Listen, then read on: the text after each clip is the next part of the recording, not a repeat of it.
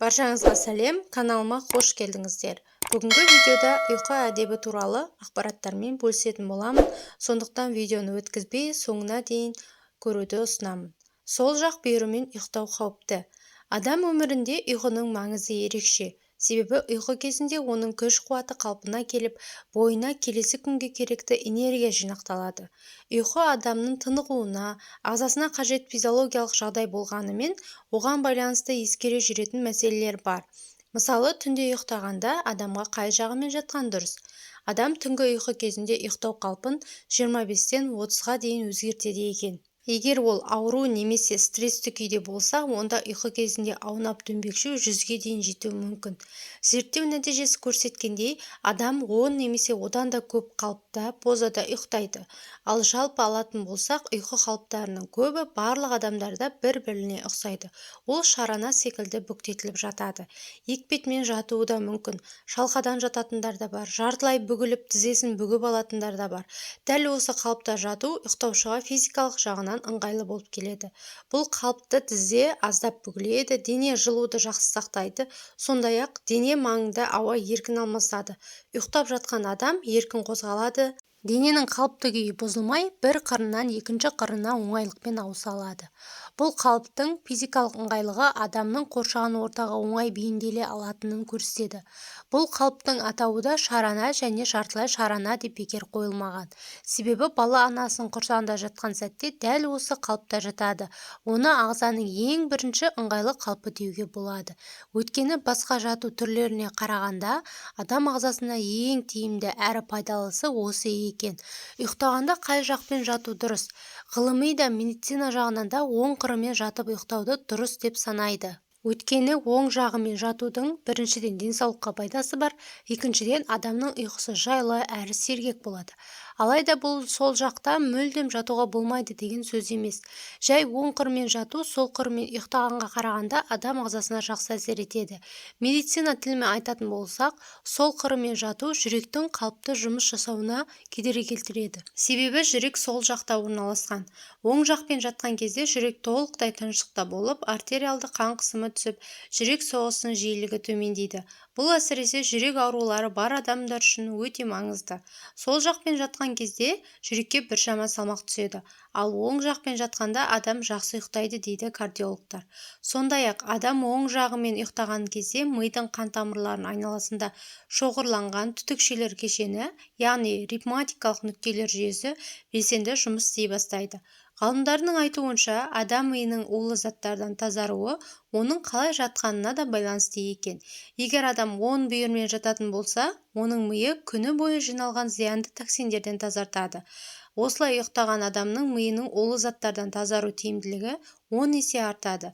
Магниттік резонансты томографияның көмегімен өткізілген тәжірибелер шалқасынан, қырынан және бетіне жату қалыптарына қарағанда, оң жақ бүйірінде жату ревматикалық жүйедегі сұйықтықтың айнымалының әлдеқайда дұрыс түзетінін дәлелдеген.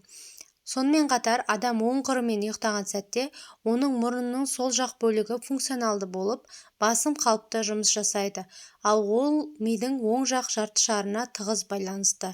Енді сол иық жақтағы ұйқыны қарастыратын болсақ, бұл жағдайда бәрі керісінше болады екен. Мұрынның оң жағы функционалды болып, іске сол жақтың ми жарты шары қосылады. Бұл жағдайда артериалды қысым жоғарылап күшейеді. Ұйқы кезінде қан қысымы қатты көтеріліп, өліп кетуге дейін баратын осы сол жақ қырымен жататын адамдарға тән жағдай екен. Ішекте ас қорыту ферменттері нашарлап, сілекей бөліну жүйесі мен қуықтың босаңсуына әкеп соғады. Осының барлығы ұзақ уақыттық зерттеулер, қазіргі заманауи тәжірибелер мен тексерістердің арқасында анықталып жатқаны рас. Бірақ бұл тұжырымды бұрын пайғамбарымыз, Алланың игілігі мен сәлемі болсын, осыдан 1400 жыл бұрын айтқан екен. Дінімізде де оң жақпен жатып ұйықтау сүннет болып саналады. Ғалымдар мен дәрігерлердің айтуынша да адамның оң жақ бүйірімен жатып ұйықтауы ең дұрыс болып саналады. Оң жақпен ұйықтау сүннет. Хадисте оң жақ жамбаспен жату айтылған. Бұл өкпе мен жүрекке пайдалы. Ұйқыдағы адамға жүректің қысылмауы аса маңызды. Жүрек кеуденің сол жағында орналасқандықтан, оған салмақ түспеу үшін оң жақпен жатқан абзал. Сонымен қатар, Оң жақ жамбаспен жату бауыр, асқазан және ас қорыту жұмысын да дұрыс қалыпқа келтіреді. Ұйықтағанда сол жақ жамбаспен көп жату жүрекке зиян. Осылайша ұйықтау өкпеге салмақ түсіргендіктен ағза мазасының дұрыс демалмауына мүмкіндік бермейді. Жағымсыз жатыс. Ішпен жату макрух. Осылай жатуды әдетке айналдырған адам бұл теріс қылығынан арылғаны жөн. Өйткені Тухфат бин Хайс әл-Ғифари: мен сәресі уақытында мешітте қарныммен жатқан едім. Кенеттен бір кісі аяғымнан мені түртті де, мына жатыс Алла тағаланы ашуландырады деді. Қарасам Алла елшісі екен деген. Әбу Хурайра риуаятында Алла елшісі қарнымен жатқан адамды көргенде бұл жатысты Алла тағала жақсы көрмейді деген. Қорыта айтқанда, түнде құптаннан кейін ұйықтаған жөн. Түнгі ұйқы 6-8 сағат аралығында болғаны жөн. Жатар алдын дәрет алып дұға оқып жатқаны жақсы. Оң жақ жамбаспен жатуды әдетке айналдырыңыз. Таңертең және кешке күнмен таласып ұйықтамаңыз. Күндіз 1 сағат шамасында демалсаңыз болады.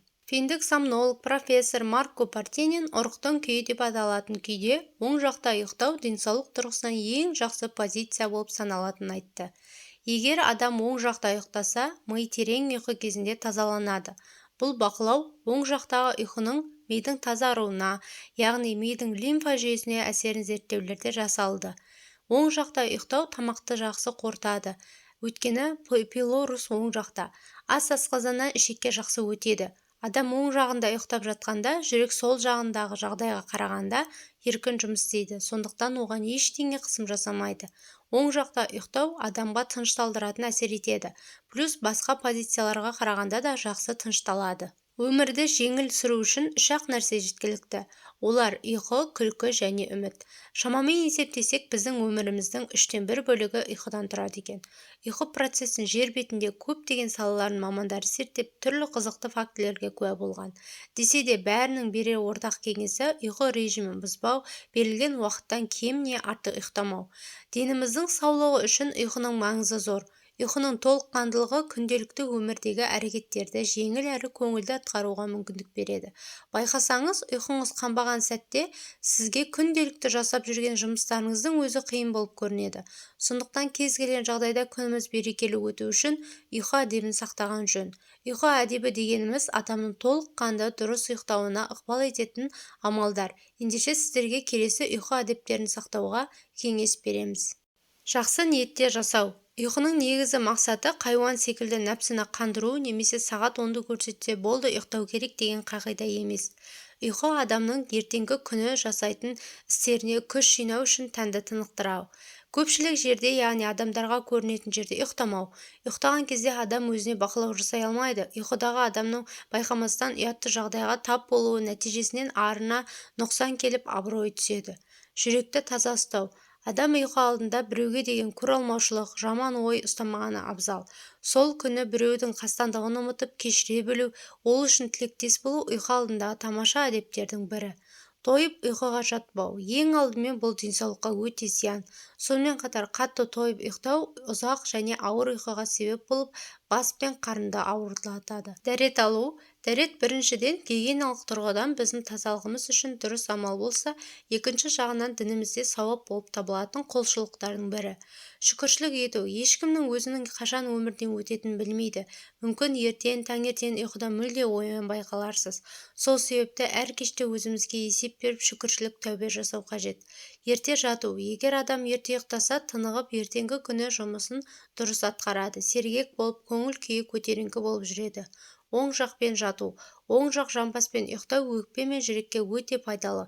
Ұйқыдағы адамға жүректің қысылмауы аса маңызды. Жүрек кеуденің сол жағында орналасқандықтан, жүрекке салмақ түспеу үшін оң жақпен жатқан абзал. Сонымен қатар оң жақпен жату бауыр, асқазан және ас қорыту жұмысын дұрыс қалыпқа келтіреді екен.